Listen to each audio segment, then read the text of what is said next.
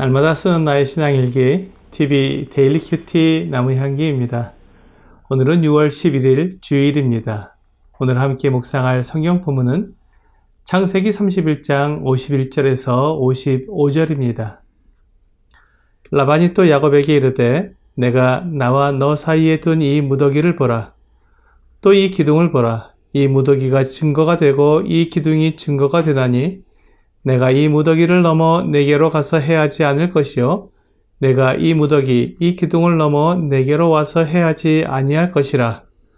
아브라함의 하나님 나홀의 하나님 그들의 조상의 하나님은 우리 사이에 판단하옵소서 하며 야곱이 그의 아버지 이삭이 경외하는 일을 가리켜 맹세하고 야곱이 또 산에서 제사를 드리고 형제들을 불러 떡을 먹이니 그들이 떡을 먹고 산에서 밤을 지내고 라반이 아침에 일찍이 일어나 손자들과 딸들에게 입맞추며 그들에게 축복하고 떠나 고향으로 돌아갔더라. 하나님은 무질서의 하나님이 아니라 질서의 하나님이십니다.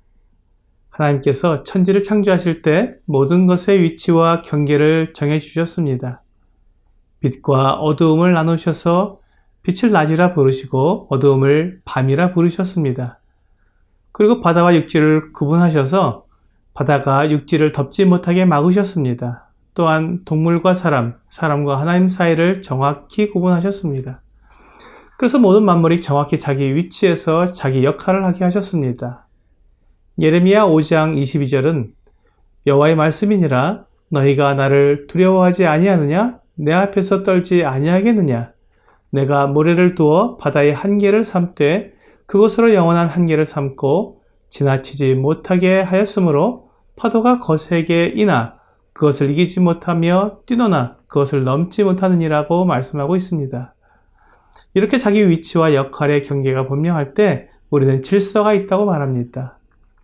그런데 종종 이런 질서를 무너뜨리고 자기 경계를 넘어 타인의 경계를 침범하는 경우를 보게 됩니다. 그렇게 되면 서로가 불편하고 다툼이 일어나게 됩니다. 오늘 본문에서 라반은 야곱과 서로 불가침 죄악을 맺고 있습니다. 그들이 쌓은 돌무더기를 경계로 서로 침범하지 말자는 것입니다. 가족이고 친척이기 때문에 싸우지 말자는 것입니다.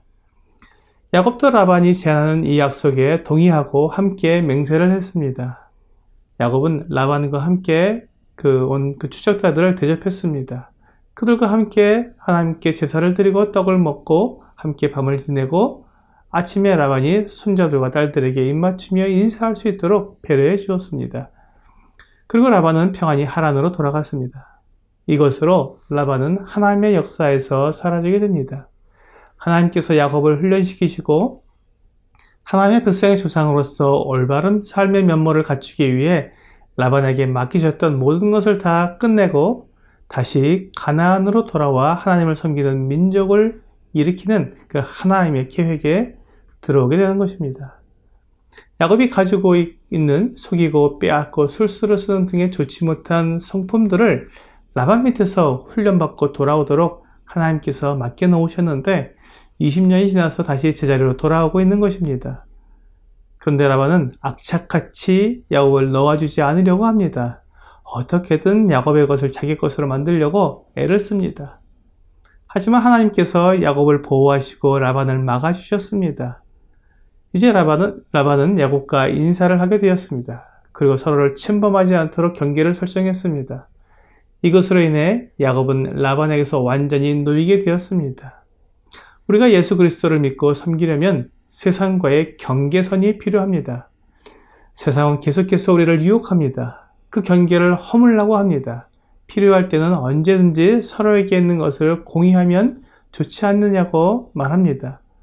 하지만 그것은 유혹일 뿐 결코 우리를 생각해서 하는 말이 아닙니다. 깨끗하게 목욕을 한 사람이 구정물에 들어가면 결코 그 깨끗함을 유지할 수 없습니다. 에베소서 4장 22절은 너희는 유혹의 욕심을 따라 썩어져가는 구습을 따르는 옛사람을 벗어버리라고 말씀하고 24절에서는 하나님을 따라 의와 진리의 거룩함으로 지으심을 받은 새 사람을 입으라고 말씀하고 있습니다. 옛사람과 새사람은 분명히 다릅니다. 그 두 사이에는 경계가 필요합니다. 어느 것이 옛사람이고 어느 것이 새사람인지 구분이 안 되면 우리의 삶은 질서가 사라지고 혼동만 남게 됩니다. 그래서 성경은 예수 그리스도를 믿고 거듭난 사람들을 새로운 피조물이라고 말씀하고 있습니다. 고린도후서 5장 17절은 그런즉 누구든지 그리스도 안에 있으면 새로운 피조물이라. 이전 것은 지나갔으니 보라 새 것이 되었도다라고 말씀하고 있고, 또한 베드로전서 4장 3절은 너희가 음란과 정욕과 술취함과 방탕과 향락과 무법한 우상 숭배를 하여 이방인의 뜻을 따라 행한 것은 지나간 때로 족하도다라고 말씀하고 있습니다. 옛사람과 새사람의 정확한 경계선이 필요하다는 것입니다. 이렇게 옛사람과 새사람의 경계선이 무엇인지 알기 위해 우리는 성경을 읽고 묵상하는 것입니다. 이러한 경계선은 대인관계에서도 필요합니다. 우리는 친하다는 말로 마땅히 지켜야 할 이 경계선을 지키지 않고 다른 사람의 사생활에 너무 깊이 개입할 때가 있습니다. 그렇게 되면 기분이 상할 수 있고 무례하다고 느낄 수도 있습니다. 사랑은 무례히 행하지 않는다고 고린도전서 13장에서 말씀하고 있습니다.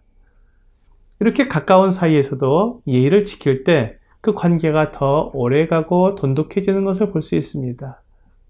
교회 안에서 성도들 사이에서도 성도들이 지켜야 할 마땅한 예절이 있습니다. 하나님은 교회 안에서 성도들이 서로 평강하며 안정되게 모여서 예배드리고 하나님의 말씀을 배우며 서로 교제하고 기도하기를 원하십니다. 이때 필요한 것이 성도의 합당한 예절입니다. 성경은 남편과 아내 사이에도 예절이 필요하고 부모와 자녀 간에도 예절이 필요하다고 말씀하고 있습니다. 오늘의 적용 질문을 보겠습니다. 너무 예의 없이 말을 하거나 행동하는 사람 때문에 힘들었던 경험이 있습니까? 어떤 사람들은 자기 입장과 자기 욕심만 채우려고 다른 사람의 형편은 고려하지 않은 경우가 있습니다. 또한 하나님의 일이라는 명분을 내세워 다른 사람들의 사정은 고려하지 않고 무조건 강요하는 사람들도 있습니다.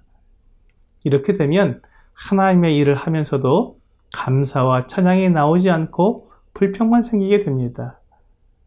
오늘 옛사람을 벗어버리고 새사람을 입어서 세상과 분명한 경계를 세우며 대인관계에서도 상대방의 사정과 형편을 고려하며 지나치게 사생활을 침범하지 않으므로 성도들과 행복하고 평안하게 교제하는 여러분과 제가 되기를 주 예수님의 이름으로 기도합니다.